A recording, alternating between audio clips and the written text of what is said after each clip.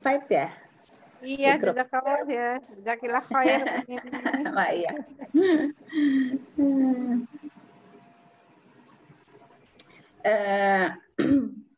Nanti pas saat mulai kajian, biasanya itu video, audio saya nonaktifkan, itu supaya kita bisa fokus mendengar Ustadz dan Ustadz juga tidak terganggu dengan suara-suara gitu, ya Bu.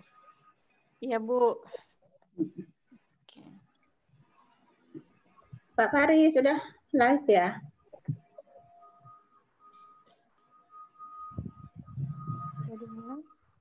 Sudah live ya Ustadz? Ustadz sudah siap? Udah siap. Are you ready? Oke. Bismillah ya. Kak Bu Nini. Iya. Assalamualaikum warahmatullahi wabarakatuh. Waalaikumsalam warahmatullahi wabarakatuh. Aduh, rame bener nih. Rasanya nggak sabar ya nunggu kajian Pak Ustadz ini. Saya Solihin, walaupun temanya berat ya, tapi kita sampai terpesona gitu mendengarkan kajiannya. Luar biasa ilmunya. Mudah-mudahan kita bisa pahami dan kita serap ilmunya dan kita sampaikan kepada yang lain tentunya ya. Baiklah. Insya Allah. Berlama-lama saya buka kelas ini, kita baca Bismillahirrahmanirrahim. Ustaz, silakan Ustaz. Assalamualaikum warahmatullahi wabarakatuh. Waalaikumsalam warahmatullahi wabarakatuh. Alhamdulillah nahmaduhu wa nasta'inuhu wa nastaghfiruhu wa natubu ilaih wa na'udzu billahi min shururi anfusina wa sayyiati a'malina may yahdihillahu fa huwal muhtadi wa may yudlil fa ulaika humul khasirun. Asyhadu an la ilaha illallah wahdahu la syarika lah wa asyhadu anna Muhammadan 'abduhu wa rasuluhu la nabiyya ba'd. Allahumma shalli wa sallim ala nabiyyina Muhammadin wa ala alihi wa ashabihi wa azwajihi wa dzurriyyatihi wa tabi'ina wa tabi'at tabi'in wa tabi'in bi ihsan ila yaumil din, amma ba'd. Bapak Ibu yang dimuliakan Allah, kemarin kita berhenti di hadis tentang berwudu setelah makan daging unta.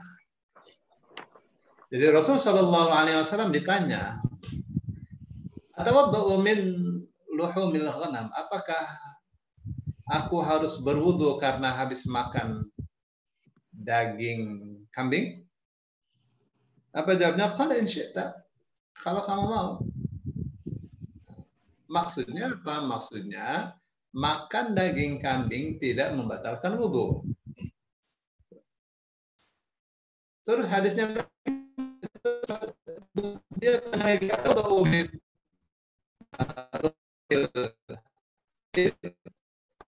berwudu karena habis makan daging unta. Apa jawabnya? Qala na'am. Rasul mengatakan ya. Berhenti tuh hadis sampai di situ, kita tidak menjumpai illahnya. Apa itu illah? Illah itu alasan hukumnya. Kita tidak dapatkan itu alasan hukumnya. Ya. Jadi kalau ditanya kenapa memakan daging unta itu membatalkan wudhu, jawabnya karena Rasul Shallallahu Alaihi Wasallam ditanya apakah kita harus berwudhu kalau habis makan daging unta, lalu Rasul katakan jawabnya ya. Itu dalilnya. Jadi karena Rasul mengatakan itu membatalkan wudhu. Kenapa Rasul mengatakan itu membatalkan wudhu? Nah, yang ini tidak kita jumpai. Bagaimana dengan keterangan beberapa imam atau beberapa ulama? Apakah ada menjelaskan itu? Nggak ada.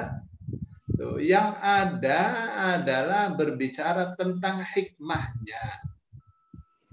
Apa sih hikmah di balik batalnya wudhu karena habis makan daging unta? Tuh hikmahnya itu apa? Ingat kan? Ada sebab atau illah adalah sebab hukum, alasan hukum. Nah, tapi kalau hikmah itu adalah satu faedah diputuskannya hukum. Itu hikmah. Nah, hikmah ini tidak mempengaruhi hukum. Ada hikmah, tidak ada hikmah, tidak mempengaruhi hukum. Ya, beda dengan illah. Ya, al-illatu, al-hukmu yaduru ma'al illati wujudan wa adaman. Ya, hukum itu berputar bersama illah, bersama sebab. Ada sebab, ada hukum, tidak ada sebab, tidak ada hukum. Ya, sebabnya berbeda, hukumnya pasti akan berbeda. Nah, sebab hukum itu namanya illah. Hikmah tidak mempengaruhi hukum. Nah, ulama-ulama itu ada mereka berbicara tentang hikmah batalnya wudhu karena habis makan daging unta. Apa katanya? Di antara hikmahnya adalah karena bahwa unta itu bagian dari jin. Loh. Karena Rasul Shallallahu Alaihi Wasallam mengatakan al-ibilu minal jin. Unta itu dari jin. Dari jin apa termasuk jin itu? Apa gimana itu ya? Oh ya, kita lihat sekarang ya hadisnya.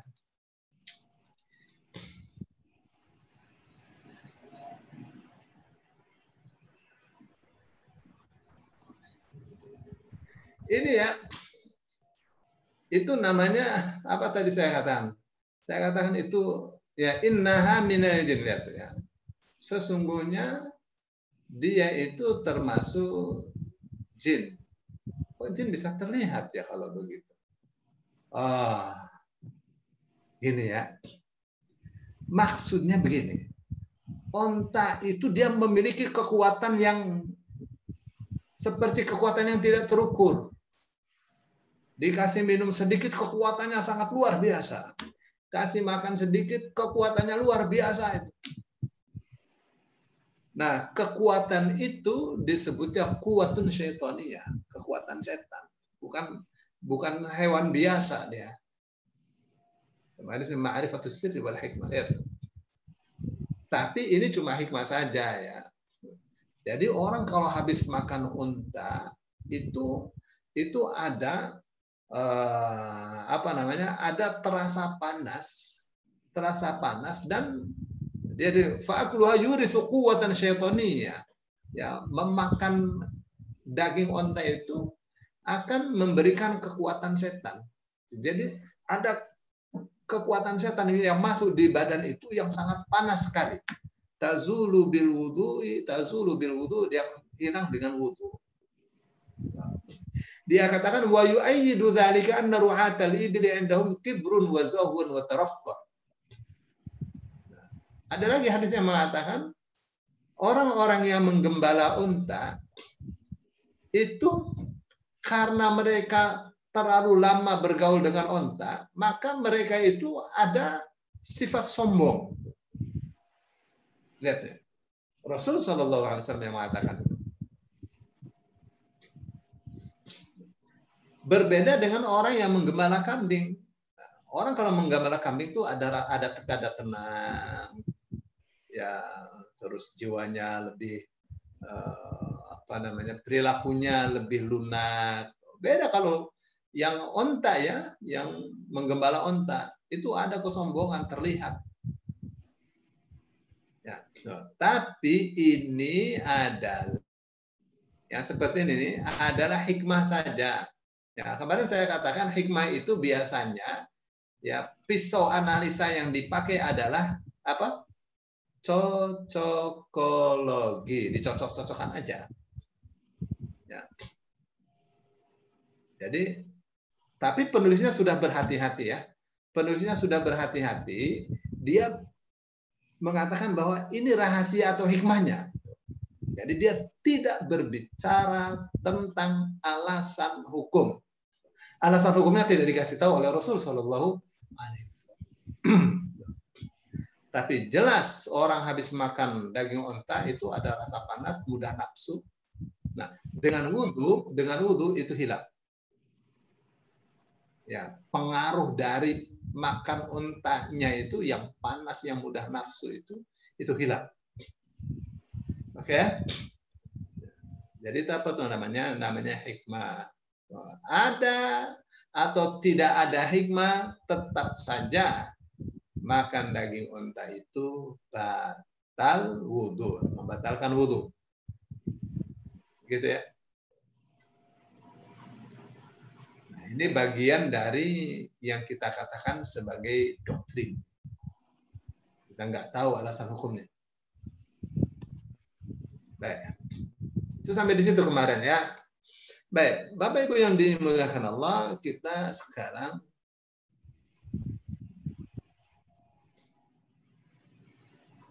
banyak sekali kan keterangannya tuh. Sekarang kita di hadis 70.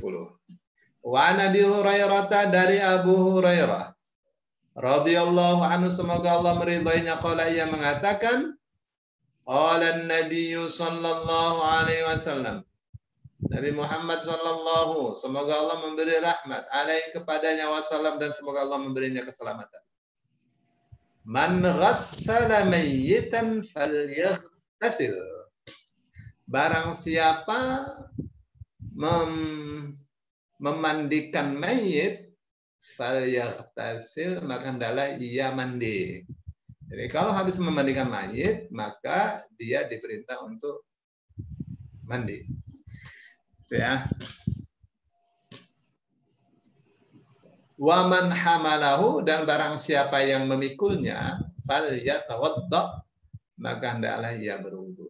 Akhrajahu Ahmad, hadisnya diriwayatkan oleh Imam Ahmad. Wan Nasa'i, dan Nasa'i, wa Tirmidzi wa Hasan, Tirmidzi dan Tirmidzi wa Hasanu, dan Tirmidzi menghasankan hadis ini. Wa qala Ahmad, Imam Ahmad mengatakan, la yasihhu fi hadzal bab syai'un. Ya, tidak ada satupun yang sahih dalam bab ini. Maksudnya dalam bab memandikan, barang siapa memandikan mayit, maka ia diperintahkan untuk mandi. Tapi kalau memikulnya saja, tidak memandikan, diperintahkan untuk wudhu. Setelah itu ya, setelah memandikan wudhu, ya, setelah memikulnya, setelah memandikan mandi, setelah memikul berwudhu. Gitu ya. Baik. Nah, hadis ini diperselisihkan kedudukannya. Nah, ada yang mengatakan hadis ini mauquf. Ya, ada yang berpendapat ternyata hadis ini hasan. Tuh, kenapa? Karena banyak jalannya. Ya, jadi dhaif banyak jalannya, maksudnya banyak jalan periwayatannya, maka hadis ini naik posisinya, kedudukannya menjadi hasan. Jadi saya ingat waktu belajar di Mekah ya, syekh saya itu dia kasih satu hadis, nih cek hadis ini sahih apa tidak. Soalnya kamu mau minta waktu berapa lama? Saya bilang 1 malam. Berarti besok saya store hasil. Namanya santri sombong ya. Saya bilang, oke, kamu sudah disiapin, di sini ada 2 komputer, maktabah yang perpustakaan yang lengkap, terus perpustakaan digital juga lengkap. Harus selesai 1 malam. Besoknya dicari-cari, aduh nggak selesai, nggak sederhana rumahnya. Ya, satu hadis itu bisa ratusan jalannya. Ya, setiap nama orang dicek biografinya di Kutubur Rijal. Aduh, boro-boro selesai 1 hari mah. Seminggu juga belum tentu selesai. Udah seminggu ditanya, udah selesai? Belum. Katanya 1 malam. Ya. Udah 2 minggu, udah selesai? Belum. Ya, coba kamu store gitu. Store, saya kasih tahu itunya skema periwayatan hadisnya. Satu hadis ini dari Rasulullah ke sahabat 1, 2, 3, dari sahabat ini ke bawahnya. Wah, sampai kita mengetahui bagaimana alur perjalanan keguruan masing-masing imam perawi hadis itu. Ya, ini bertemu dengan gurunya yang di sini, ini bertemu di situ. Wah, luar biasa. Jadi sudah 2 minggu saya store, saya bacakan 1, 2, 3 dan seterusnya. Terus kesimpulannya hadis ini bikafrati turuqihi ya yartafi'u ilal hasan. Karena banyak jalannya maka dia naik menjadi hasan. Syekhnya bilang, wah, dia sih senyum-senyum aja. Dia bilang tidak mungkin hadis seperti ini hasan. Ya, hadis itu dia bilang ya ada aromanya. Kalau sahih ada baunya, kalau hasan ada baunya, bayangin Pak. Kalau dhaif ada baunya, palsu ada baunya juga. Ada aromanya. Jadi singkat cerita, akhirnya saya minta waktu lagi kan. Nah, besoknya satu hadis 2 bulan baru kelar dan saya bersikukuh dengan pendirian saya bahwa hadis itu hasan karena banyak jalannya. Lalu saya ditanya, kamu merujuk ke Albani? Saya bilang ya, salah satunya. Saya bilang, kamu ya kalau merujuk Albani harus tahu ya, kalau merujuk Albani itu kalau dia mengatakan hasan, mengatakan sahih, jangan percaya dulu. Ya, kenapa? Karena dia termasuk mutasahil fit tahsini wa tashdid, termasuk terlalu longgar dalam urusan mensahihkan atau menghasankan hadis.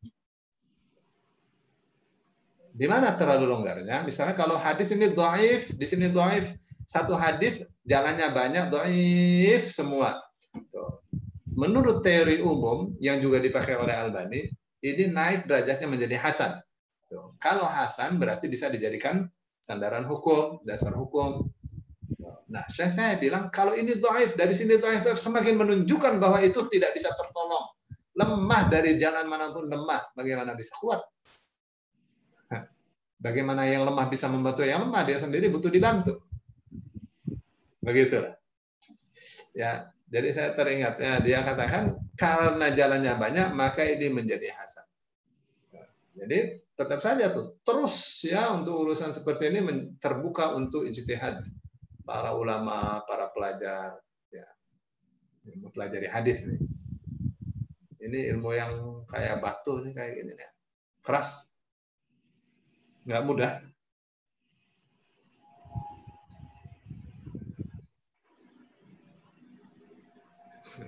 Sebentar ya saya cerita. Jadi saya pulang dari Mekah itu habis belajar hadis, 6 bulan seperti nggak bisa ngomong saya.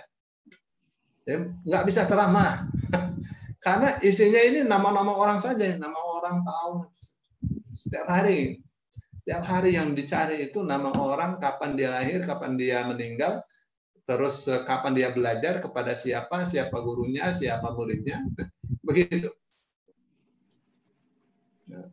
Jadi ini ilmu hadis ini, masya Allah. Baik, Bapak Ibu yang dimuliakan Allah, jadi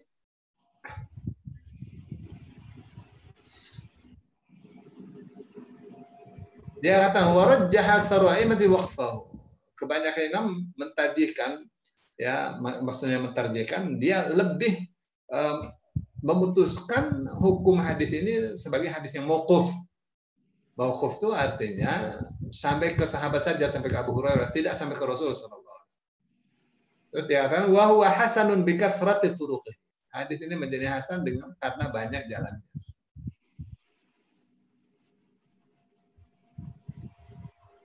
Ya. Berarti siapa? Berarti apa nih? Syekh Al-Bassam ya ikut kaidah umum ya. Tapi kalau kita lihat ya misalnya Baihaqi, was-sahihu annahu mauquf. Menurut Baihaqi, yang benar ini mauquf. Bukhari mengatakan al-ashbah annahu mauquf. Yang paling mendekati benar ini mauquf. Sampai ke sahabat, tidak sampai ke Rasulullah sallallahu alaihi wasallam. Ibnu Abi Hatim mengatakan la yarfa'u thiqat. Innama huwa mauquf. Hadis ini tidak dimarfu'kan oleh thiqat. Thiqat itu apa? Thiqat itu perawi yang bisa dipercaya, hafalannya kuat, itu thiqat. Hadis ini oleh orang-orang para perawi yang kuat hafalannya, bisa diandalkan, bisa dipercaya hafalannya, ini tidak dimarfukan sampai ke Rasul. Innama huwa mauquf. Dia hanya mauquf. Sampai ke sahabat saja, enggak sampai ke Rasul. Wa qala ar-Rafi'i lam yusahhih wala maul hadits fi hadzal bab syai'an marfu'an. Oh, banyak tuh kajian-kajiannya. Ya, jadi ini persis saya nih ya. Ulama-ulama hadis tidak mensahihkan dalam bab ini, tidak membenarkan ada di dalam bab ini sesuatu yang marfu, hadis yang marfu untuk masalah ini. Nggak ada, dicari yang sampai ke Rasul Shallallahu Alaihi Wasallam. Jadi mauqufnya kemana nih? Mauqufnya di Abu Hurairah, berhenti sampai Abu Hurairah. Ya, sekarang.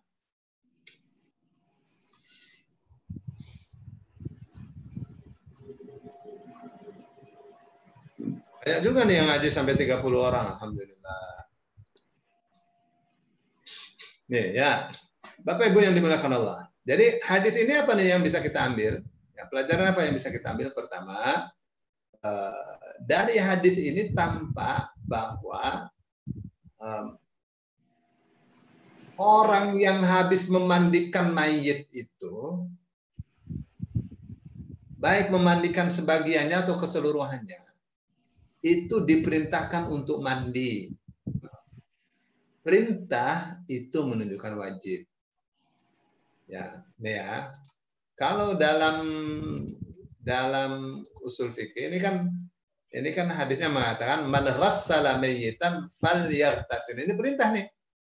Siapa yang memandikan mayit maka hendaklah ia mandi. Oke, itu perintah itu.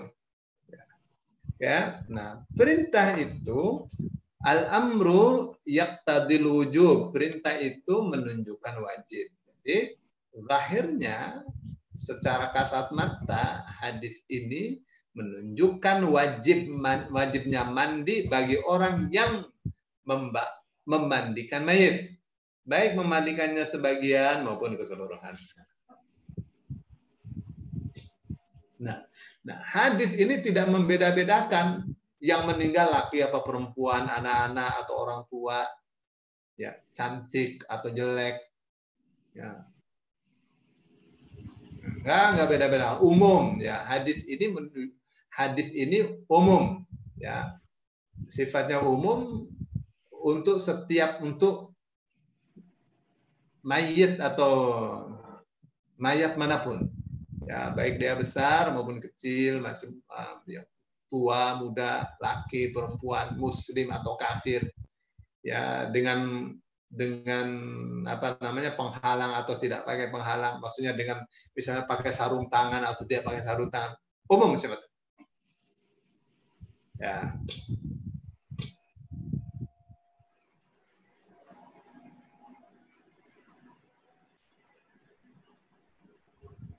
Baik, sekarang ya,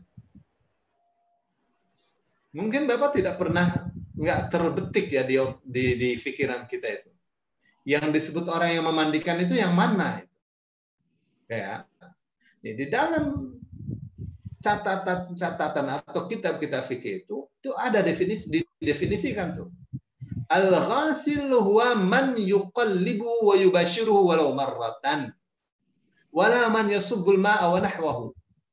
Wala man yuyammimuhu falaysa bighasil.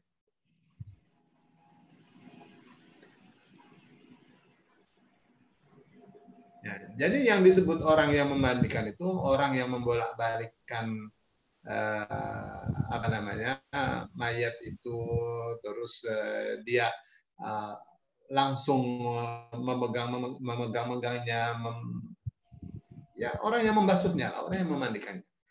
Jadi bukan orang yang ngucuri air, Itu tidak memandikan, itu cuma ngucurin aja. Misalnya dia yang mompa airnya, bukan itu yang. Nah, orang yang memandikan itulah yang diwajibkan mandi setelah memandikan.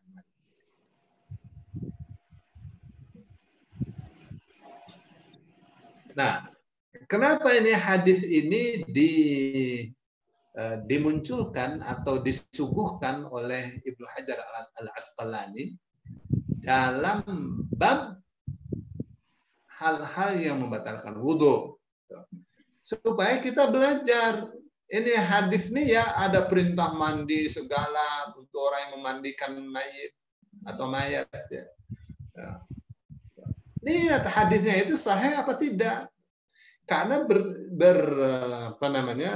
berkenaan dengan perintah atau larangan. Ya. Kalau sahih kita pakai, hasan kita pakai. Kalau dhaif tidak bisa dijadikan sandaran hukum. Ternyata hadis ini mauquf. Ya, meskipun banyak. Dan semua imam mengatakan tidak ada yang sahih, yang marfu tentang orang yang memandikan mayit itu harus mandi setelahnya. Nggak ada yang benar. Ya. Nah, sebagiannya saya sudah bacakan itu ya.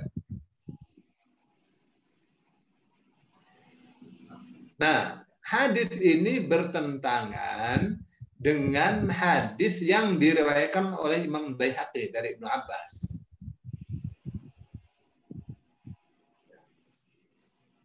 Anna Nabi sallallahu alaihi wasallam qala, bahwa Nabi sallallahu alaihi wasallam bersabda, "Laisa 'alaikum fi ghusli mayyitikum ghuslun idza ghassaltum." Ya. Tidak ada kewajiban bagi kalian dalam hal memandikan mayit itu, mandi setelah kalian memandikannya. Maksudnya, bagi orang yang memandikan mayit atau mayat itu tidak wajib mandi setelah memandikan mayit itu. Nggak wajib, tidak ada kewajiban. Inna mayyitakum yamutu tahiran wa laysa binajis atau binajas. Sesungguhnya mayit kalian itu mati dalam keadaan suci dan tidak najis. Kenapa? Karena orang beriman yang suci lah. Ya. Fahasbukum an tughassilu aydiyakum. Ya, cukup kalian orang-orang yang habis memandikan mayit itu cukup mencuci tangan kalian saja, dicuci yang bersih. Nah, Ibnu Hajar Al-Asqalani yang menulis kitab Bulughul Maram ini, dia kasih komentar, hadisun hasanun. Maksudnya, hadza haditsun hasan. Ini adalah hadis hasan. Hadis hasan bisa dijadikan sandaran hukum. Tuh. Kalau yang tadi kan Syekh Al-Bassam yang mengatakan bahwa karena ini banyak jalannya, maka hadis ini naik derajatnya menjadi hasan. Tuh, itu yang tadi saya cerita tentang saya tidak setuju tuh dengan itu. Ya, saya baca kitab yang ada saja yang saya nggak setuju dengan dengan penulisnya. Ya, terkadang penulisnya tidak teliti ya. Ya, namanya pembaca.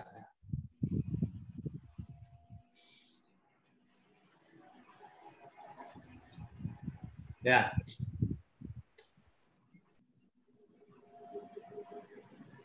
Baik. Andaikan hadis ini hadis yang tadi ya, hadis Abu Hurairah yang mauquf itu karena banyak jalannya jadi hasan, berarti kan sama-sama hasan dengan hadisnya Ibnu Abbas. Nah, terus bagaimana? Yang satu mengatakan tidak wajib mandi, yang satu mengatakan wajib mandi bagi orang yang habis memandikan mayit. Gimana tuh? Hadisnya seperti bertentangan. Maka apabila kita jumpai dua hadis yang sama atau dua teks yang sama-sama valid, yang sama-sama sahih, yang sama-sama hasan, terus terlihatnya bertentangan, cara yang harus diambil pertama kali adalah cara kompromi. Dikompromikan bagaimana nih? Oh ini ya hadisnya Abu Hurairah ini mengatakan bahwa orang yang habis memandikan mayit hendaklah ia mandi setelah itu, ya setelah memandikannya. Tapi hadis Ibnu Abbas mengatakan beda lagi. Ini marfu nih, Rasul Shallallahu Alaihi Wasallam mengatakan barang siapa tidak ada kewajiban mandi bagi orang yang habis memandikan mayat. Ya, cukup cuci tangan saja. Jadi gimana tuh? Nah, jadi perintah tadi yang tadinya kaedahnya perintah itu apa tadi? Al aslu fil amri lil wujub atau al amru yaqtadil wujub. Ya. Pada dasarnya perintah itu menunjukkan wajib. Nah, karena ternyata teksnya itu, ini kan perintah ya, yang satunya, satu perintah mandi, yang satunya mengatakan bahwa tidak wajib mandi. Oh, berarti perintah ini bukan perintah wajib. Perintah ini hanya sunnah saja. Artinya, kalau tidak dijalankan, it's no problem. Ya apa-apa. Ya. Gitu ya. Nah, sekarang, misal, kaedahnya kalau ada khilaf gimana?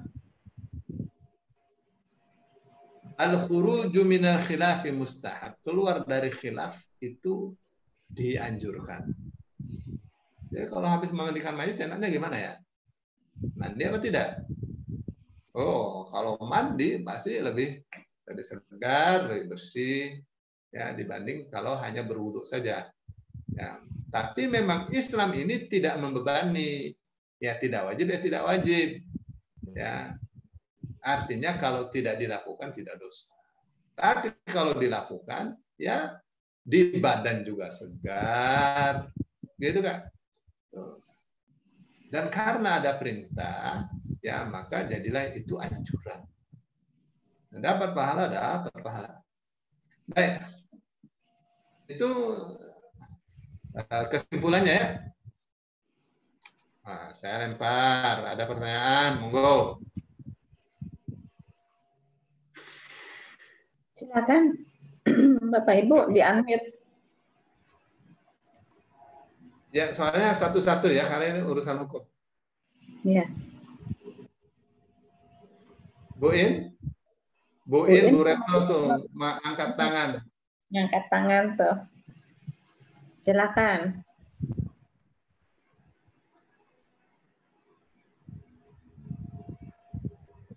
Bu Retno, Bu In. Ya, sebentar ya. Iya. Di-unmute aja. Apa tuh audionya. Nah, sebentar ya. Ustaz lagi ke belakang sebentar. Assalamualaikum. Mbak Leni. Salam, Bu. Mbak Leni nanya. Pak Ustadz, yang tadi yang mengenai apa? Lagi ke belakang sebentar. Makan daging unta. Iya, silakan. Makan daging unta kan batal wudhu. Ya. Kalau misalnya orang yang nggak tahu gitu Pak, disuguhin, dia udah wudhu terus langsung sholat bagaimana? Ya, nggak tahu mah nggak ada hukumnya. Tapi itu memang sebetulnya wajib wudhu kembali gitu. Ya. Membatalkan gitu. Ya, kalau nggak tahu ya nggak masalah. Ya. Cuman ini kan kayaknya ilmu baru gitu loh Pak. Kita juga baru tahu kalau makan daging unta kita baru belajar. Iya, kan seperti daging sapi gitu, pinginnya wah ini daging baru sapi. Tahu daging karena baru belajar. Jadi hanya karena kekuatannya yang sangat kuat gitu ya Pak Ustadz ya? Itu hikmah saja. Hikmahnya. Itu cocokologi saja, nggak ada ikatannya. Cocokologi. Cocokologi. Ustadz bikin istilah baru, cocokologi. Iya. Ya dicocok-cocokkan saja itu. Ya, karena hukum itu kan berdiri karena illah. Jadi dia itu ada hukum karena sebab. Gitu. Nah, di sini kita nggak tahu sebabnya. Rasul tidak terangkan. Sahabat juga tidak tanya, kenapa kalau habis makan daging onta, kita wajib wudhu? Kenapa wudhunya jadi batal? Sahabat tidak tanya, Rasul juga tidak menerangkan. Nah, jadi gimana nih? Ya, kita mau mau reka-reka gitu, nggak bisa. Nggak bisa, mentok. Ilmunya Nah, yang tadi penulisnya sudah benar, dia mengatakan wala'alla as-sirr wal hikmatu fi dzalika anna akla luhumil ibli yurithul quwwata syaitaniyata tazulu bil wudu. Gitu kan? Dia bilang boleh jadi atau mungkin rahasia atau hikmah di balik batalnya wudhu karena makan daging onta itu, karena memakannya itu akan menimbulkan kekuatan setan yang hanya bisa dihilangkan dengan cara berwudhu. Pakainya juga kan la'alla. La'alla itu artinya boleh jadi. Boleh jadi, masih menduga ya. Ya, boleh juga tidak jadi. Namanya boleh jadi. Ya, Ustadz, makasih. Ya, sama-sama. Jadi itu yang saya katakan, itu masuknya pada ranah ta'abbudi. Ta'abbudi itu ya udah, kita ikuti saja ya. Meskipun kita tidak tahu alasannya. Gitu ya. Ya. Bahasa kitanya doktrin lah. Baik, ada lagi? Nek, buat nonton diteruskan. Oh, saya nanya Pak. Siapa nih? Bu Leni apa Bu Maryam nih yang tanya nih? Bu Leni. Ya, Mbak Leni duluan. Ya, Bu Leni, silakan. Gini Tan, mau tanya, apakah dalam setiap mazhab itu, dalam tata cara memandikan mayat itu ada cara-caranya yang berbeda atau sama? Ya, sama saja. Sama saja, belum diketahui perbedaannya. Itu Masa sih cara mandi saja beda, Bu? Cara memandikan saja beda, sama aja lah.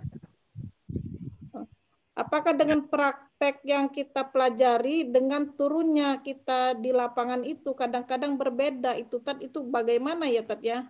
Dengan kita mau mempraktekkan apa yang sudah kita dapat, ternyata begitu kita udah sampai dalam pemandiannya itu melakukannya itu berbeda dengan yang kita pelajari gitu. Ada tambahan kadang itu ada doa-doanya, itu apakah ada gitu? Doa-doa dalam memandikan mayat itu. Ya, coba mana doanya, nanti kita cek di hadisnya. Dia pakai doanya doa apa? Ya, Bu ya. Kan terkadang ya orang wudhu cuci tangan bismillahirrahmanirrahim Allahumma dan seterusnya gitu kan, mulut ada doanya, ini ada doanya, nggak ada itu hadisnya kayak gitu. Allah minni as'alukal yumna wal barakah Allahumma, ya sebanyak sekali semuanya doa ya, setiap mencuci satu anggota wudhu ada doanya, dan itu tidak ada ya. Hadisnya nggak ada. Nah sekarang memandikan mayit gitu ya. Terus ketika mencuci tangan mayitnya, mencuci kakinya, semua ada doa, nggak ditemukan ya. Jadi kok kayaknya sulit banget ya jadi orang Islam ya. Kayak kalau bulan puasa hari pertama doanya 1, 2, 3, hari kedua bulan puasa ini doanya ya. Nah tapi ada kitabnya itu ya, kitabnya orang Syiah ya. Orang Islamnya nggak ngerti ya, dikiranya itu dari Ahlussunnah ya Bu ya. Di sini nih pentingnya kita ngaji ya, jadi kita tahu dari Syiah ya Pak. Iya Bu, yang kayak gitu-gitu mah. Coba deh kalau besok dapat doa-doa yang macam-macam itu ya. Tanggal hari pertama, kedua, ketiga. Ini doanya, 2 Ramadan ini doanya. Iya. Ya, nggak bakal Islam itu mempersulit umatnya, nggak bakal. Iya, ribet amat. Tad, Nggak bakal. Islam itu kita sederhana. memandikan mayat itu apakah kita mesti berwudu dulu, Tad? Ya nggak ada sunnahnya mesti berwudu dulu. Dan apakah kalau memandikan mayat itu kita dalam keadaan haid itu apakah kita boleh ikut memandikan atau tidak? Ya kayak ibu saja memandikan anaknya dalam keadaan haid, boleh nggak? Apa tidak? Oh iya, karena yang saya dengar itu katanya kalau kita lagi haid itu nggak boleh mandiin mayat gitu, dan harus punya wudhu. Dan jadi saya juga karena belum mendapatkan kebenarannya itu seperti apa, ya makanya saya ini, besok itu bagaimana ya? Karena pernah saya lakukan waktu dalam keadaan haid itu, orang yang meminta tolong itu saya lakukan gitu, Tan. Nah, begitu ada yang memberitahu itu katanya dalam keadaan haid itu tidak boleh memandikan mayat, katanya gitu, karena kita lagi haid gitu, nggak boleh. Lagi tidak ini suci katanya gitu. Orang haid itu ya nggak boleh berhubungan badan sama suaminya tuh baru benar. Iya. Ada dalilnya. Ya, orang haid nggak boleh baca Al-Quran, nggak boleh sentuh Al-Quran. Itu saja khilaf antar para ulama. Ya, tuh. Kalau menurut mazhab Syafi'i yang nggak boleh sentuh Quran, nggak boleh baca Quran, tuh. Orang lagi haid tuh. Ya. Tapi kalau menurut Imam Malik, kalau dia sebagai pelajar, sebagai guru, itu boleh. Lagi haid ngajar Al-Quran boleh. Kalau lagi haid nggak boleh ngajar Quran, seminggu dia libur nanti anak-anak. Itu kan. Begitu dia suci, anak-anaknya yang haid, 2 minggu dia nggak ngaji, ya kan? Gitu nggak? Tuh, makanya Imam Malik mengatakan ini darurat. Ad-daruratu tubihul mahdzurat. Ya, darurat itu membolehkan yang dilarang. Gitu deh, Bu. Lah orang kafir, Pak Ustadz, orang kafir kan dia nggak junub pun dia nggak mandi, apa nggak boleh juga pegang Quran? Maksudnya gimana, Bu? Orang kafir kan banyak yang membaca Quran. Mereka kan juga nggak tahu aturan bahwa harus berwudu, harus suci. Iya. Ya, orang kafir dilarang juga dia pegang aja. Ya, daripada pegang buku porno. Ya makanya artinya kalau orang belajar kan nggak masalah ya Pak Ustadz baca Quran. Orang kafir banyak baca Quran, setelah itu mereka berpikir setelah itu iya, justru malah mereka jadi dapat tidak. Ya, Bu ya. Tidak. Ya. Nah, waktu kepada Mu'ad bin Jabal, Rasul Shallallahu Alaihi Wasallam katakan, kamu bakal datang di satu kaum ahli kitab. Tuh. Nah, ini Al-Quran ini jangan disentuh kecuali oleh orang yang suci. Maksudnya siapa? Oleh orang Islam. Orang kafir jangan sentuh itu. Kenapa? Kalau sentuh itu nanti akan disobek. Kertas susah didapat saat itu. Gitu, Bu. Kalau zaman sekarang nggak begitu. Ya, orang kafir butuh membaca Al-Quran. Gitu kan, Bu? Butuh membaca Al-Quran. Ya, ini Qurannya, ini maknanya. Ya, kayak Al-Quran terjemahnya Yusuf Ali itu dalam bahasa Inggris ya, Masya Allah. Paling diburu itu, Bu. Ya, baik. Ya, jazakallah. Oh iya, Bu Maryam. Ya, Ustaz. Itu kalau misalnya yang membatalkan wudhu, misalnya kita makan selain dari yang lainnya gitu, kayak misalnya makan apa aja gitu, tapi kita menjaga kehati-hatian, kita tetap berwudhu gitu habis makan, itu kan nggak masalah ya, Tat? Ya, ibu habis makan ya tidak batal wudhu. Setelah makan ibu wudhu lagi boleh itu namanya tajdidul wudhu, memperbaharui wudhu, boleh.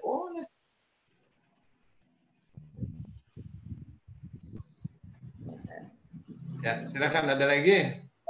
sama ini Tat, apa kalau misalnya kita berwudu di kamar mandi itu gimana Tat? Maksudnya ada dalam kamar mandi itu ada kloset tidak tersendiri gitu loh tempat wudunya.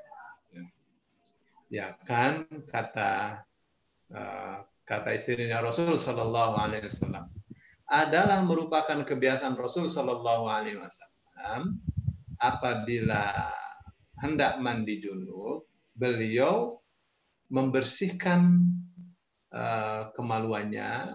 Setelah itu beliau wudhu persis seperti wudhu untuk sholat di kamar mandi itu.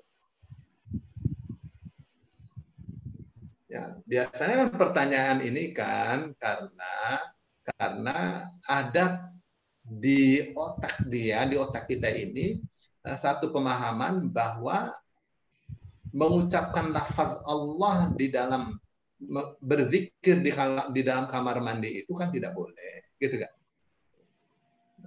Apalagi kalau ada WC-nya, gitu kan? Ya udah tinggal dalam hati saja kita membaca Bismillahnya, ya saat misalnya mulai wudhu, gitu nggak? Zikir dalam hati, wudhulah di kamar mandi, ya. Boleh, nggak ada larangan. Ya, nggak ada larangan. Terus kalau kita misalnya ini Tat, misalnya kita habis dari junub gitu, mandi janabat gitu, apa boleh kita misalnya kan katanya kalau habis dari itu kita nggak usah berwudu karena dengan kita mandi janabat tadi itu udah lebih dari wudu gitu. Itu gimana Tat? Begitu. Nah, sekarang ya kita mandi janabah, oke Bu. Nah, waktu sekarang kata Maimunah ya Rasul Shallallahu Alaihi Wasallam kalau mau janabah itu pertama bersihkan kemaluan ya. Yang kedua wudu ya. Yang ketiga mandi gitu kan? Mandi besar. Oke ya. Jadi dibersihkan dulu ini ya. Dibersihkan dulu. Kalau sudah bersih baru wudu. Baru setelah itu, baru setelah mandi, setelah wudu mandi. Nggak wudu lagi karena sudah wudu tadi. Jadi kenapa Rasul tidak wudu lagi? Karena wudunya sudah duluan. Ya, sebelum mandi itu dia bersihkan dulu ya bagian-bagian yang kalau disentuh membatalkan wudu seperti zakar, dubur ya, yang lipetan-lipetannya itu kalau disentuh itu membatalkan wudu. Dubur kan ada lipetan-lipetannya tuh.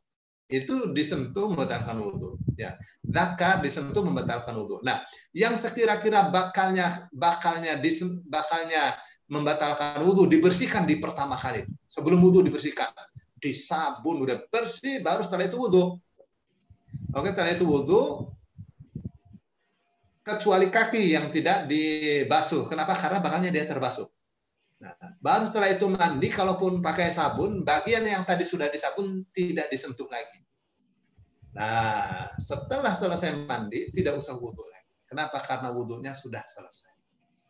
Sudah di awal, hadas kecilnya sudah hilang. Hadas besar sudah hilang.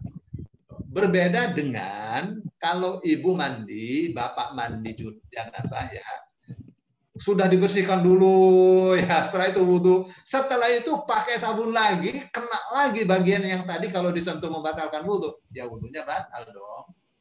Ya, berarti habis mandi gimana? Habis mandi ya wudhu lagi. Ya, tidak disentuh nih, udah pokoknya nggak disentuh, ya nggak usah wudhu lagi.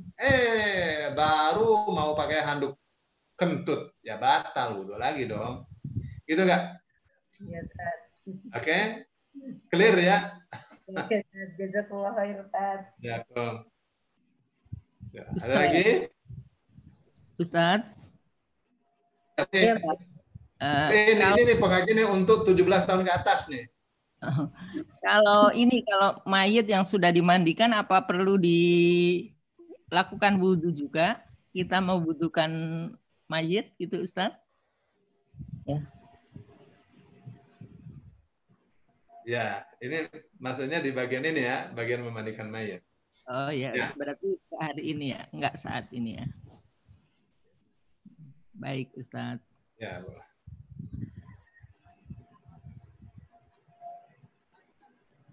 Nanti supaya ada rinciannya untuk memandikan mayat, Bu ya.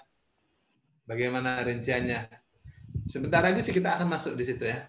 Jadi strukturnya belajar Bulughul Maram nih ya. Pertama kan taharah ya. Taharah. Terus yang kedua baru taharah nih bersuci apa baru setelah itu sholat. Baru setelah itu di bab sholat tuh ada di sholat wajib, sholat sunnah, waktu sholat dan seterusnya ya. Nah di bab terakhirnya itu ada namanya bab libas, bab berpakaian. Itu apa nih? Untuk menjelaskan bahwa orang sholat itu pakaiannya mesti diperhatikan. Nah, ini ditaruh di bab khusus tersendiri. Kenapa? Karena padahal kan sudah ada di awal syarat sahnya sholat mesti menutup aurat, gitu kan? Kenapa ini ditaruh lagi khusus? Karena ini penting sekali. Ya, ada orang yang memakai baju tapi kelihatan auratnya. Ya, kaosnya gantung, pakai celananya tidak di pinggang tapi di bawahnya pinggang. Ya, begitu ruku kelihatan belahan pantatnya ya. Sujud apalagi, naudzubillah min dzalik, maaf ya. Ya, ada yang pakaiannya tertutup rapi tapi dari sutra enggak. Sholatnya sah tapi memakai sutranya itu haram. Jadi jangan kita beribadah dengan memakai sesuatu yang diharamkan. Libas. Nah, ini sengaja ditaruh di sini nih. Kenapa? Karena setelah itu ada bab tersendiri, yaitu bab ada nama kitab al-janazah. Itu, Bu. Iya, Ustaz. Tuh. Nah, dia diletakkan yang tentang jenazah nih. Diletakkan antara bab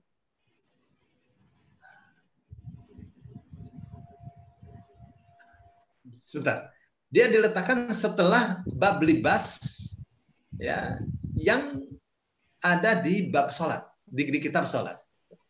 Untuk apa nih? Untuk mengingatkan bahwa kalian sekarang berpakaian ya untuk sholat. Besok kalian dikasih pakaian untuk disolati kalau kalian jadi jenazah. Gitu kan? Seperti itu tuh, Bu. Nah, nanti kita akan bicara tentang jenazah tuntas setelah bab libas, bab pakaian. Baik, Ustaz. Ya. Jadi kalau kita lihat ya, saya ini paling senang lihat strukturnya, Bu ya. Iya. Kitabus shalah, babul adzan wal iqamah. Wes masih nanti di jilid 2-nya. Insyaallah. Iya. Ada saatnya kita bahas tuntas ya insyaallah. Atau pertemuan yang akan datang. Syukron, Ustaz. Afwan. Tahu Bu, kenapa saya jawab begitu, Bu? Itu alasan Ustadz yang belum baca, Bu. Enggak juga, Ustaz. Sudah ada strukturnya, nggak apa-apa, Ustaz. Ya. Silakan. Kalau ada lagi yang mau tanya.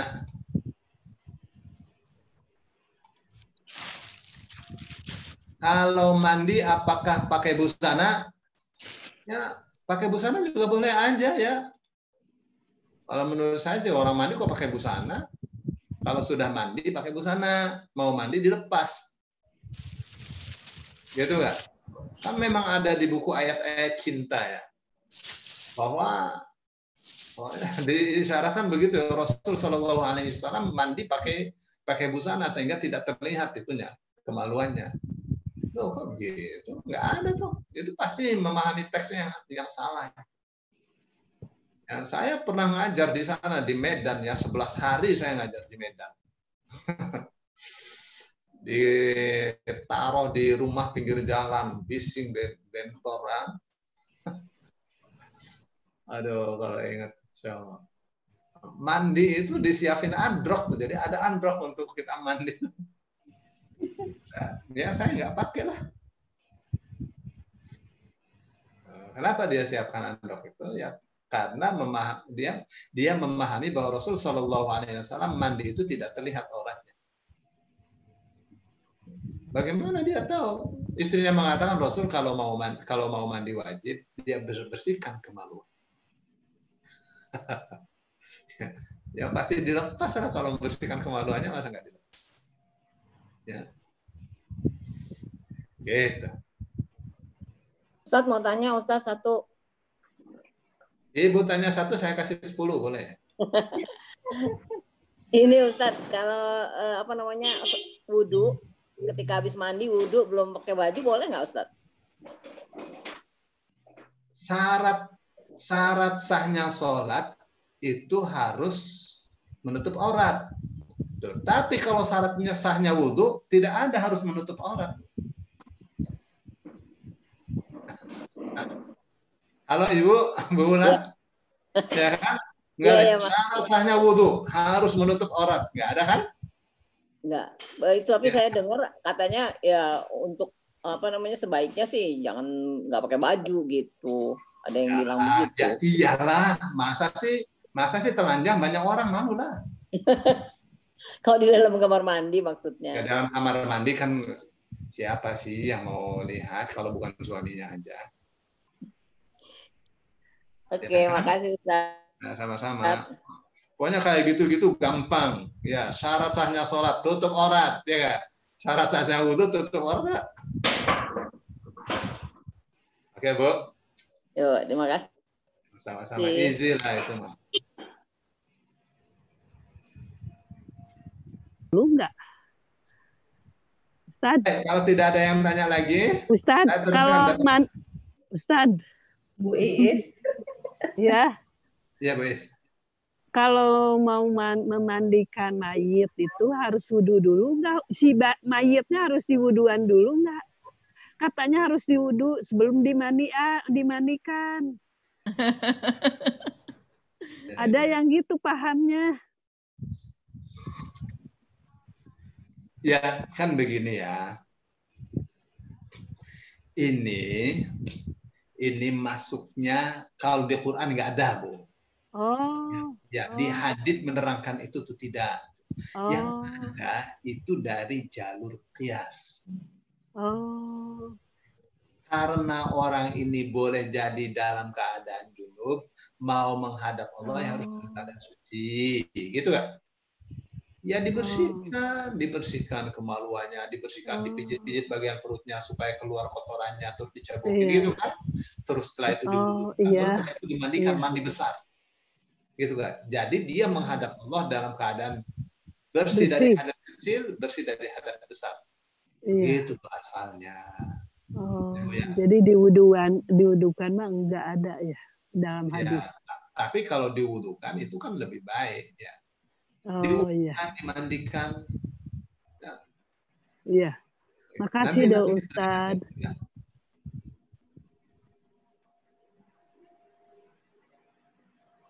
Apa deh?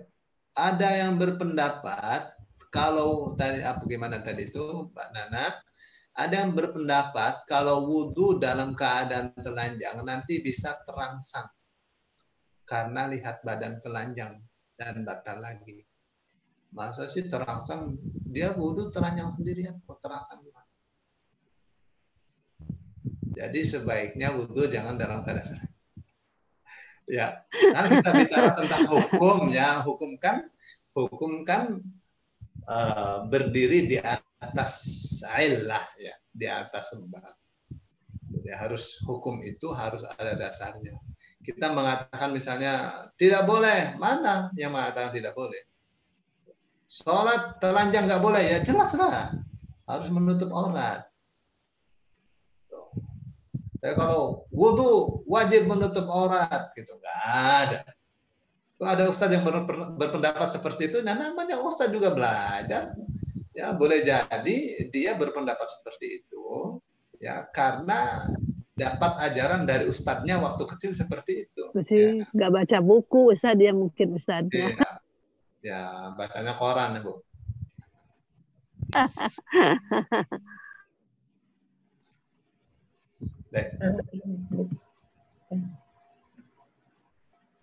Nanti untuk memandikan mayit ya, kalau mau rinciannya insya Allah pertemuan yang akan datang. Ya, supaya saya bisa belajar dulu. Ya, Bu? Terima kasih, Ustadz. Terima kasih, Ustadz. Aduh, nggak kebayang deh ngajarin ibu-ibu pintar-pintar semua. Sampai Ustadz nggak bisa jawab deh. Lebih riba ya, Ustadz? Iya, Bu? Lebih riba? Enggak. Ya, saya kan mahasiswa, pelajar lah saya. Ya, saya belajar. Ini ya, saya perlihatkan Ibu. Nanti kita akan masuk di ini nih ya. Namanya babul libas, bab tentang pakaian. Panjang sekali tentang pakaian. Itu masih di kitab sholat Ibu. Baru setelah itu kitabul janazah. Kitab jenazah. Ya, saya ini kemana-mana Bu, di beberapa masjid. Satu, dua, tiga. Di 3 masjid saya mengajar kitab Bulughul Maram. Lama belasan tahun saya ngajar kitab. Nah, di bab jenazah nih. Tulisannya kayak semut-semut kayak gini, gimana bacanya? Ya kan? Jadi bagaimana cara memandikannya dan seterusnya. Nggak ada nih ya, misalnya harus diwudukan dulu gitu, nggak ada. Nih, saya hampir semua hadisnya nih hafal nih. Nih, kemarin iqra'u ala mautakum yasin kan, lihat hadisnya tuh. Nah.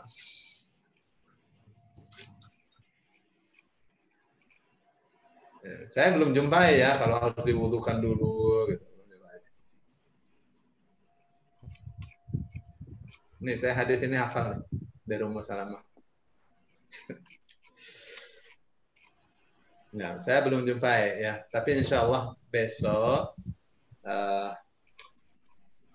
kita pertemuan yang akan datang kita akan coba. Tapi kita akan masuk di bab sendiri Bu nih, ya kitab tersendiri, Kitabul Janaiz.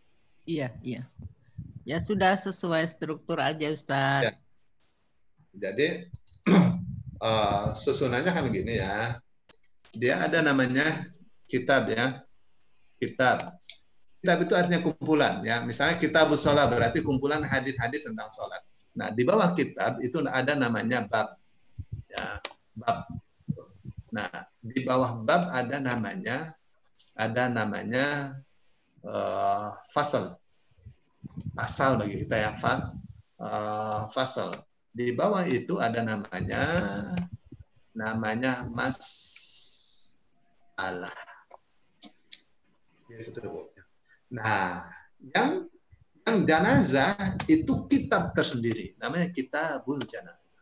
Berarti di bawahnya ada bab, ada fasal, ada masalah gitu Bu. Ya.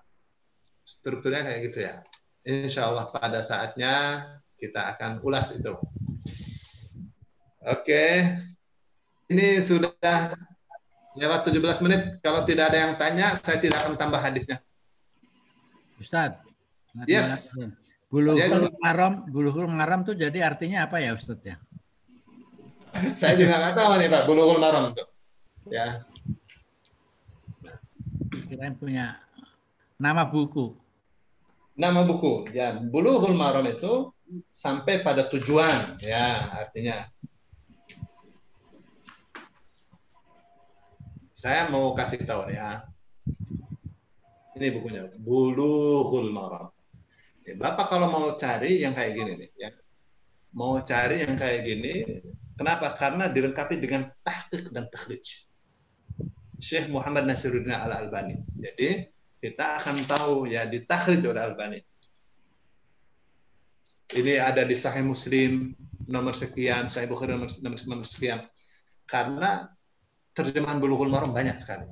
Nah, ini kalau mau beli yang kayak gini ya. Terima kasih Ustaz. Iya, sama-sama. Ustaz mau nanya. Ya, silakan. Assalamualaikum. Ini kalau yang meninggal itu yang memandikannya sebaiknya ahlinya atau anggota keluarganya yang memandikan jenazah? Dua-duanya. Dua-duanya langsung. Ini yang kalau ada yang meninggal ya, sebaiknya yang ahlinya atau memang sama anggota keluarganya? Ya, ahli.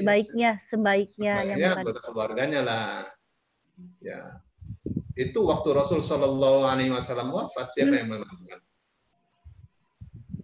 Yang memandikan laki-laki semua itu. Antara lain Ali ya, yang memandikan waktu Rasul Shallallahu Alaihi Wasallam wafat. Kalau akhirnya, istrinya boleh nggak, Ustaz? Gimana Bu? Kalau istrinya boleh nggak itu? Iya. Ya, jadi Aisyah itu nyesel kenapa tidak memandikan suaminya. Maka Aisyah mengatakan, Lawis taqbaltu mastadbartu lama ghassalan Nabiy sallallahu alaihi wasallam illa nisa. Andaikan waktu itu bisa diputar ulang, maka Rasul tidak boleh ada yang memandikannya kecuali istri-istrinya saja. Nyesel Aisyah enggak memandikan Rasul sallallahu. Itu juga. Jadi sebaiknya anggota keluarganya ya Ustadz ya? Iya. Iya. Istrinya meninggal, suaminya lah yang memandikan. Ya, mudah-mudahan kita bisa jalanin Ustadz. Amin. Kalau belakangan. Iya. Iya Ibu ya. Terima kasih Ustadz. Sama-sama. Nanti kita tahu lah. Ini belum saatnya ini ya. Kita lagi belajar tentang apa yang membatalkan wudu ya. Dari strukturnya masih panjang ya Ustadz. Mudah-mudahan kita panjang umur masih ada kesempatan. Amin ya Rabb. Belajar. Ya, kita ini Bu akan nanti program kita nih. Halo, Ibu. Ya Ustadz. Maaf ya, yang Bapak nggak dipanggil-panggil nih karena Bapaknya cuma ada 2 orang aja nih. Pak Muhammad Solihin sama Pak Ahmad. Pak Nizum. Pak Fari. Pak Fari. Pak Solihin. Ya. Pak Solihin. Terus Muhammad Solihin. Pak Ahmad.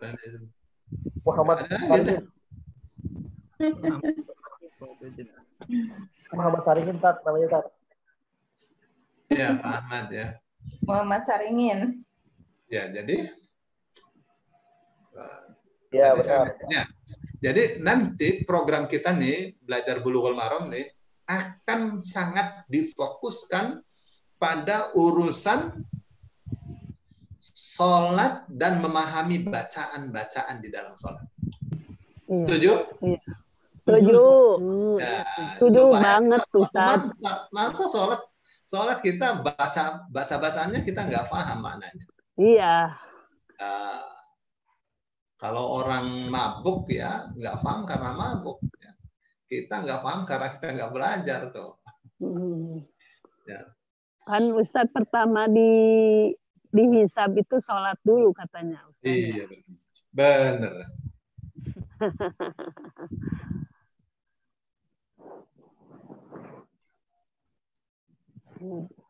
Ya, kalau tidak ada yang bertanya, nah kita tutup aja deh pengajian dulu deh Bu Nini. Ya. Ustadz, di luar tema, boleh nggak? Silakan. Ustadz, ya, silakan. Ada teman yang selalu protes kenapa Al-Quran itu berbahasa Arab. Ustadz, bagaimana itu Ustadz? Ya, begini ya. Di dalam surah Yusuf ya, Allah Subhanahu wa taala mengatakan inna anzalnahu Qur'anan Arabiyyan la'allakum ta'qilun. Sesungguhnya kami turunkan Al-Qur'an dalam bahasa Arab agar kalian paham. Berpaham. Ya. Kalau pakai bahasa Indonesia paham nggak? Pakai bahasa Indonesia miskin bahasa Indonesia. Ustaz jangan menghina bahasa Indonesia, bukan menghina saya. Ya, saya sudah ya Bu. Saya belajar sastra Indonesia. terkagum-kagum saya dengan sastranya Khairul Anwar, sastranya Taufik Ismail. Waduh, hebat sekali ya. Kalau baca tulisan mereka tuh Masya Allah. Ya, baca tulisannya siapa tuh? Yang nulis ayat-ayat cinta? Habibur Rahman Asy-Syirazi. Ya. Waduh, enak sekali dibacanya. Ya, hanyut kita dalam tulisan dia. Begitu saya belajar sastra Arab, terhempaskan itu sastra Indonesia jatuh sejatuh-jatuhnya. Begitu saya mempelajari sastra Al-Quran, itu sastra Arab itu jatuh sejatuh-jatuhnya. Jadi sastra Al-Quran itu tinggi sekali. Nah, sekarang saya mau tanya sama Ibu. Apa, coba terangkan barat itu apa? Barat. Iya. Arah angin. Itu barat. Apa itu utara, apa itu selatan, apa itu timur? Bagaimana kita mau menerangkannya? Oh. Arah angin. Enggak, arah barat, timur, maksudnya dijelaskan barat. Coba selatan itu apa, utara itu apa? Iya. Bahasa Indonesia itu kata-katanya tidak menjelaskan. Tapi kalau bahasa Arabnya, misalnya barat itu maghrib, ya dari kata ghoroba. Ghoroba itu artinya terbenam, maknanya tempat. Jadi maghrib tempat terbenam. Ya mesti barat. Maghribi ya. Masyriq dari kata syaroko artinya terbit. Masyriq tempat terbit matahari. Timur. Tuh, kan beda dengan bahasa Indonesia, barat, timur, gitu kan? Ya, saya kira itu ya. Sekarang misalnya, ya bahasa Arab lebih detil, lebih ringkas, dan maknanya lebih luas. Benar. Kalau Al-Quran menggunakan bahasa Indonesia, waduh. Ya, nah sekarang saya mau kasih contoh ya. Iyyaka na'budu wa iyyaka nasta'in. Ringkas kan cuma 4 kata. Buka ke? Iya. Cuma 4 kata kan? Iya. Iyyaka na'budu wa iyyaka nasta'in. Kepadamu kami ibadah. Nah, sekarang terjemahnya coba lihat. Hanya kepadamu kami kepadamu kami hanya kepadamu kami mohon pertolongan. 10. Kami memohon. Jadi 4 berbanding 10. Jadi bahasa Arab ini simpel sekali. Ya, jadi kalau pakai bahasa Indonesia jadi tebal banget nanti Quran. Ya, Bu ya. Bahasa Arab ini luar biasa nih, Bu. Ya, perasaan waktu bulan puasa ya saya menjelaskan beberapa keistimewaan kata-kata dalam Al-Quran. Ya, mukjizat lafaz-lafaz di dalam Al-Quran.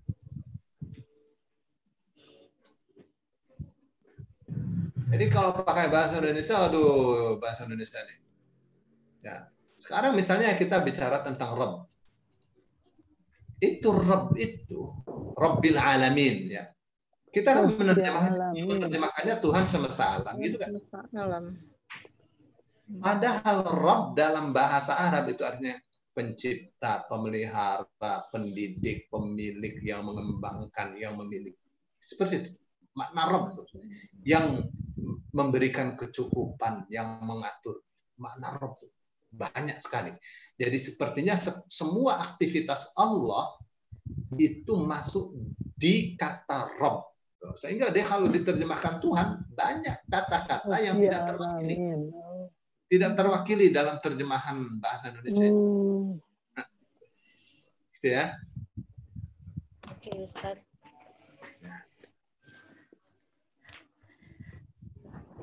Ada satu lagi, Ustaz. Sastranya tinggi sekali. Itu kalau kita suka baca ya, tulijul laila fin nahari wa tulijun nahara. Artinya apa tuh?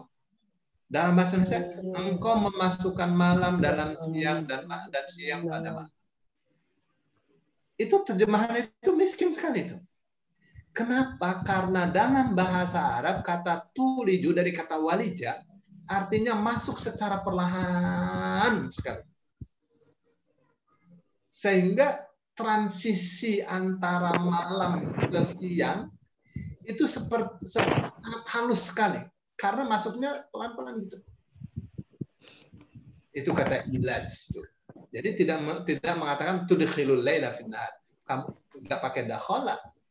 Kalau dakhala itu kayak kita masuk ke rumah lewat pintu, ya kelihatan jelas.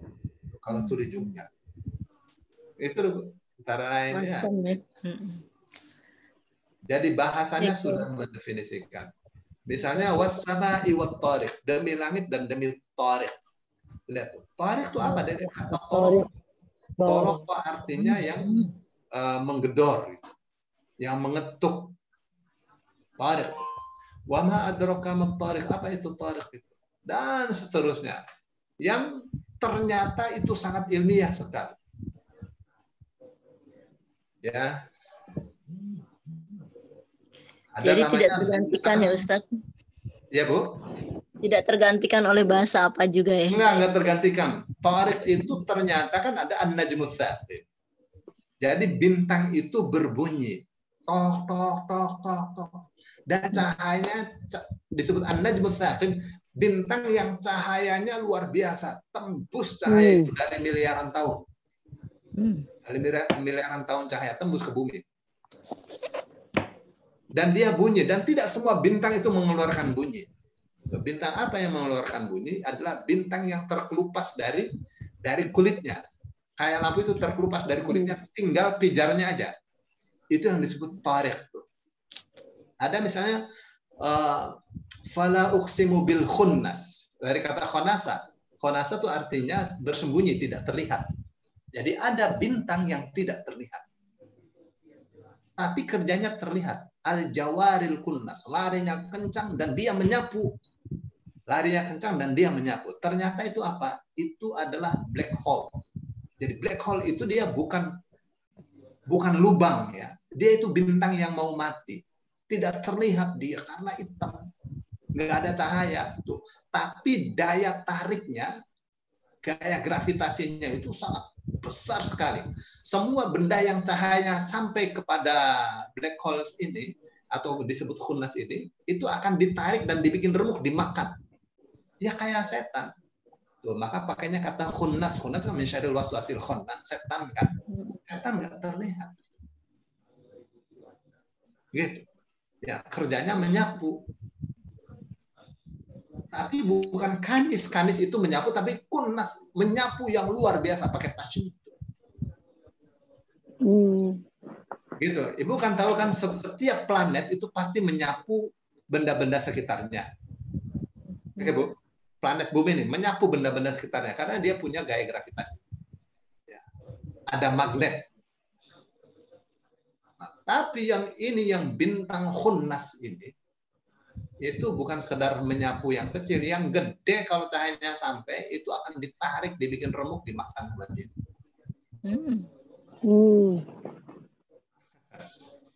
Itu ada di sekitar 2,5 juta ya, 2,5 juta tahun cahaya. Jaraknya tuh ya, ketinggiannya dari bumi. Ya. Ibu tahu kan ya? Luar biasa Ustadz, ya, alam raya. Masya Allah. Tesis saya tuh Bu. Jadi saya Masya Allah. judulnya Al-I'jazul Ilmi Pantesan Pak.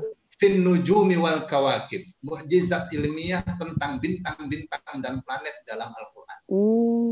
Masya Allah. Masya Allah. Luar biasa Al-Quran. Tulis bukunya itu, Bu. Tesisnya bukunya ya saya Ustaz. dalam bahasa Arab kalau mau baca. Sampai masih mendetil itu. Ustadz, lagi Ustadz. Ya, Kalau Ustadz kan bilang waktu itu bahwa makan riba itu dosanya sama dengan zina ya Ustadz. Saya belum bilang. Sama dengan mubikot sekitar. Iya, mubiqat yang menghancurkan. yang menghancurkan. Jadi kalau gitu bagaimana dengan orang yang kerja di tempat-tempat yang memberikan riba, Ustadz? Di bank juga riba ya. Iya, seperti itu. Banyak pegawai ibu-ibu yang ya kerja di bank. Gimana itu ya? Iya. Keluar aja. Terus keluar aja. Gitu, Ustaz. Keluar aja. Ya, saya nih kalau mau cerita nih panjang nih Bu. Panjang, kalau ini mau saya panjang. Ini udah malam. Kemarin Ustaz, saya belum menanya masalah. Sama. Next ya, next nanti aku akan cerita. Ya, ceritanya ada ayatnya dan seterusnya. Ya silakan Ibu gimana? Iya, ini kalau sholat, kalau ini maksudnya menambah-nambah itu kan kemarin yang ngebahas kemarin itu apa ya? Jadi seperti sholat ya Ustadz, kan ada paham kalau udah baca Al-Fatihah itu pakai Robik Firli Amin gitu. Kalau saya kan enggak, karena enggak ada contoh kan Ustadz ya? Iya.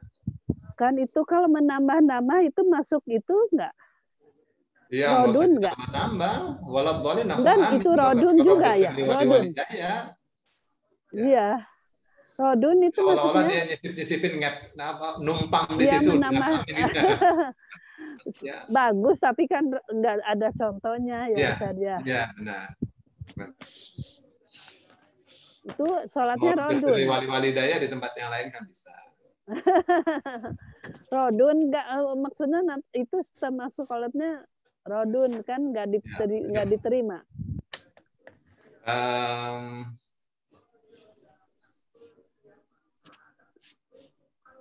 Begini ya, sebenarnya gini ya, begitu sudah selesai waladhdallin, udah selesai Fatihahnya itu. Iya. Ya, Fatihahnya udah selesai. Udah. Nah, Rasul Shallallahu Alaihi Wasallam mengatakan kalau sudah selesai baca amin. Amin.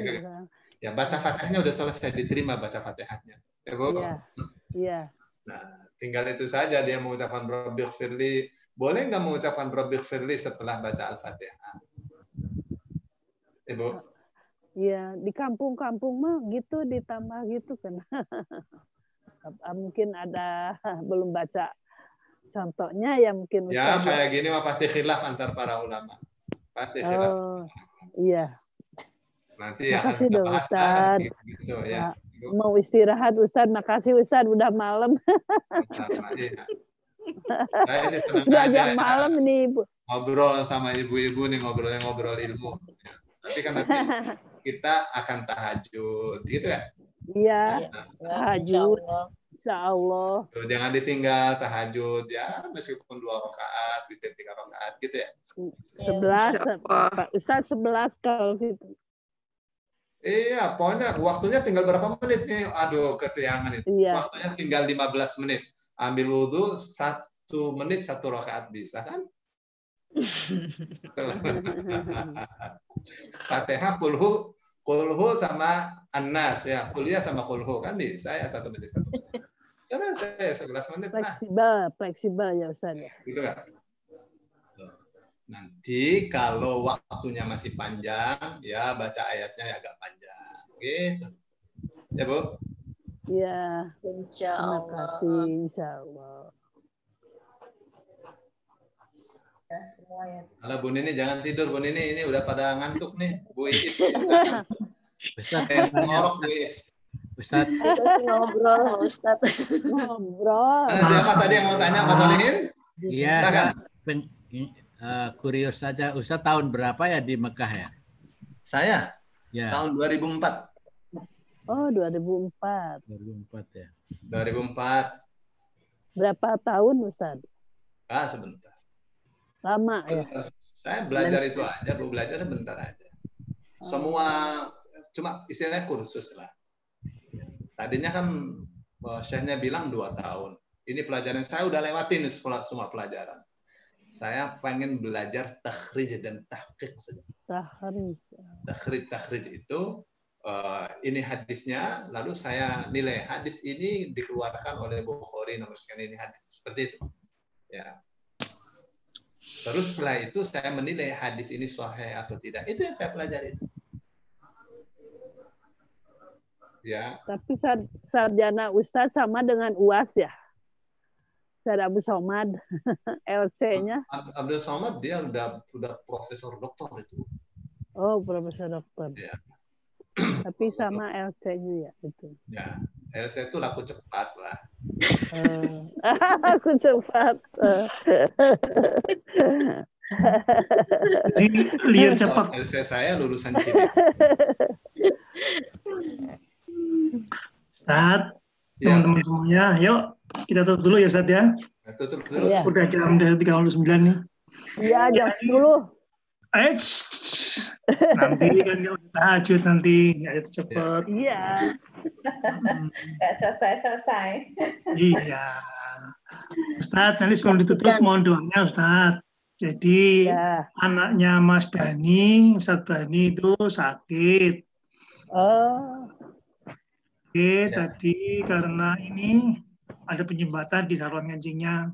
Mohon doanya supaya lekas sembuh. Ya. Amin. Ya, Ananda ini tadi barusan juga dioperasi. Sekarang tinggal nunggu ini aja pengaruh obatnya hilang, insya Allah bisa dibawa pulang. Ya, Ananda Muhammad Rizky dan Hakim. Ya. Monggo Ustaz, sebelum ditutup kita doakan untuk Ananda dan yang mungkin sekalian Maryam ya. Maryam juga lagi sakit nih udah 2 hari. Oh ya, Maryam, Masya Allah. Sakit apa Ustaz? Panas Maryam. Pantesan muncul. Mudah-mudahan cepat sembuh. Cepat sembuh ya. Ya udah kita doakan ya. Insya Allah ya. Allahumma salli wa sallim ala habibina wa syafina wa karimna wa dhufrina wa maulana Muhammad. Sallallahu alaihi wa tabaraka wa ta'ala kulli sadatina wa sallallahu rasulullah. Ya rabbil alamin. Allahumma ya rabbas samawati wal arda. Ya rabb Musa wa ya rabb Adam wa ya rabb Musa wa ya rabb Isa. ويا رب محمد صلى الله عليه وسلم اشفي مرضهما يا الله اشفهما أنت الشافي لا شافي إلا أنت ولا شفاء إلا شفاءك شفاء لا يغادر سقما والحمد لله رب العالمين.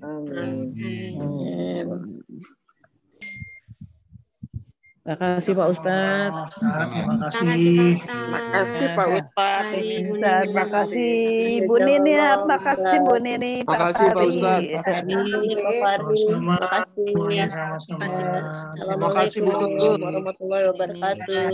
Waalaikumsalam warahmatullahi wabarakatuh. Insya Allah ketemu besok jam 5. Amin, insya Allah ya. Baik Ustaz, terima kasih ya. Saya lagi terima kasih. Ilmunya luar biasa.